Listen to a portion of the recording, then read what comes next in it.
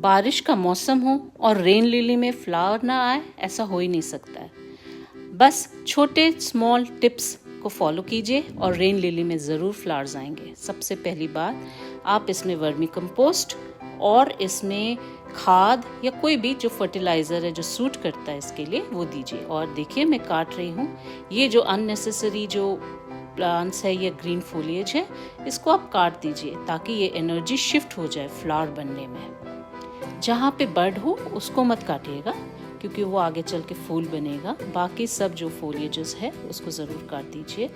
और हाँ, जब फूल निकले तो फूल जब झड़ जाए तो उससे बीज भी निकलता है। अगर आप उस बीज को स्टोर करना चाहते ज़रूर कीजिए। और थर्ड एंड आखिरी टिप है कि मैं बारिश का पानी स्टोर करती हूँ और इस पानी से मैं इसको वाटरिंग करती हूँ जब इसे पानी चाहिए, ताकि वो हमेशा फूल दे।